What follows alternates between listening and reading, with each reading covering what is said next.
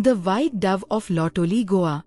In the heart of South Goa, where the coconut trees sway like ancient sentinels and the air carries the scent of salt and sandalwood, lies a village that time forgot, Loutolim. It is a place of quiet lanes, moss-covered walls, and Indo-Portuguese mansions that whisper stories through cracked windows. But among its many legends, one tale rises like incense, soft, sacred, and eternal. The tale of the white dove. Chapter 8. The Vanishing.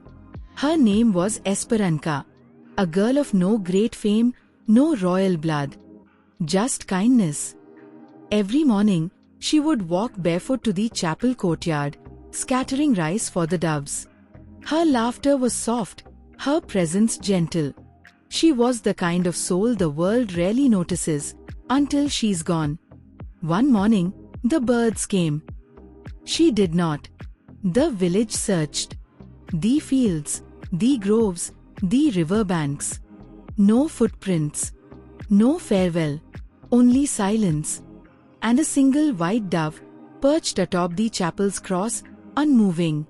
It did not blink. It did not fly. It simply watched. Chapter 2. The Return. Since that day, the dove has become legend. Not a bird, but a spirit. A guardian. A warning. When storms gather over the ghats, when illness creeps through the coconut groves, when conflict stirs among neighbors, the dove returns. It circles the chapel 3 times, then vanishes into mist. And always, peace follows. Elders say the dove glows faintly at night. Some claim to hear Latin prayers in the wind, soft, ancient, like echoes from another world. Others speak of dreams. Visions of Esperança walking barefoot through the fields, her eyes like candlelight, her voice like rain. One man swears he saw the dove land beside a grieving widow, just before she received news of her son's safe return. Another tells of a child lost in the forest, who followed a glowing bird back to the village. These stories are not written. They are remembered. Chapter 10. The Chapel That Breathes. The Savior of the World Church, built in the solar 8th century, stands at the heart of Loutolim. Its walls are thick with history, its bells echo across generations. But when the dove appears, the chapel seems to breathe. Candles flicker without flame. Flowers bloom out of season. And the villagers, old and young, leave offerings at the steps. Petals, rice, folded notes of gratitude. Some say the dove is Esperança herself. Others believe it's a messenger of the divine. A few whisper that it's the soul of the village, its memory, its conscience, its light. Chapter 4. The Life Atlas. What is life, if not a series of vanishings and returns? What is faith, if not the belief that something unseen still cares? The dove does not speak, but it teaches.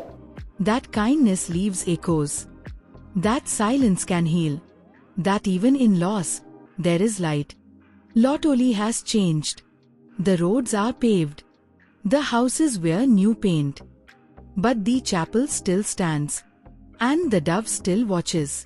And so, when the wind stirs the trees and the chapel bells ring without hands, the villagers look up. And if they see a flash of white against the sky, they do not fear. They remember. Chapter 5. The Conclusion. This is not just ghost story. It is a map of memory. A reminder that every village, every soul, carries a guardian, seen or unseen. The white dove is not proof of the supernatural. It is proof of longing, of love that outlives the body, of hope that returns, feathered and silent, when we need it most. And perhaps that is the true miracle, not that the dove exists, but that we still believe it does.